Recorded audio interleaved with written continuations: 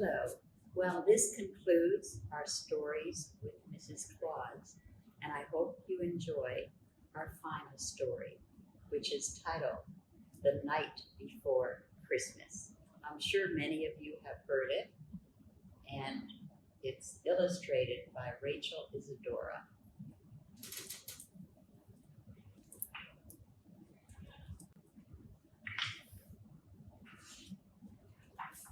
'Twas the night before Christmas, when all through the house not a creature was stirring, not even a mouse.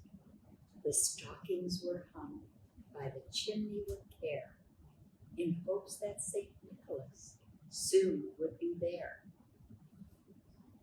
The children were nestled all snug in their beds, while visions of sugar plums danced in their heads. And Mama in her kerchief and I in my cap had just settled down for a long winter's nap. When out on the lawn there arose such a clatter, I sprang from my bed to see what was the matter. Away to the window I flew like a flash, tore open the shutters and threw up the sash. The moon on the breast of the new fallen snow gave the luster of midday to objects below. When what to my wondering eyes should appear but a miniature sleigh and 8 tiny reindeer, with a little old driver so lively and quick, I knew in a moment it must be Saint Nick. More rapid than eagles, his coursers they came, and he whistled and shouted and called them by name. Now Dasher, now Dancer, now Prancer and Vixen, on Comet, on Cupid, on Donder and Blitzen, to the top of the porch, to the top of the wall. Now dash away, dash away, dash away all.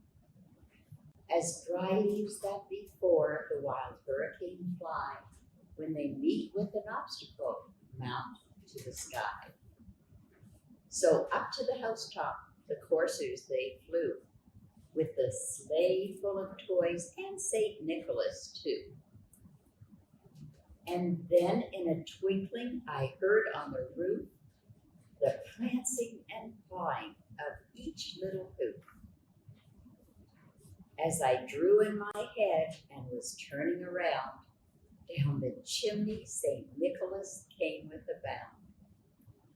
He was dressed all in fur from his head to his foot, and his clothes were all tarnished with ashes and soot. A bundle of joy he had flung on his back, and he looked like a peddler just opening his pack. His eyes, how they twinkled, his dimples, how merry. His cheeks were like roses, his nose like a cherry. His droll little mouth was drawn up like a bow, and the beard of his chin was as white as the snow. The stump of a pipe he held tight in his teeth, and the smoke, it encircled his head like a wreath. He had a broad face and a little round belly that shook when he laughed like a bowl full of jelly. He was chubby and plump, a right jolly old elf, and I laughed when I saw him in spite of myself. A wink of his eye and a twist of his head soon gave me to know I had nothing to dread. He spoke not a word, but went straight to his work, and filled all the stockings, then turned with a jerk, and laying a finger aside of his nose, and giving a nod, up the chimney he rose. He sprang to his sleigh, to his team gave a whistle, and away they all flew like the down of a thistle. But I heard him exclaim, Ere he drove out of sight, happy Christmas to all, and to all a good night. And good night to you. And thank you for joining us for all of our stories.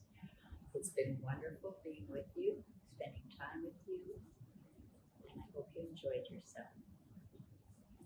Thanks for coming.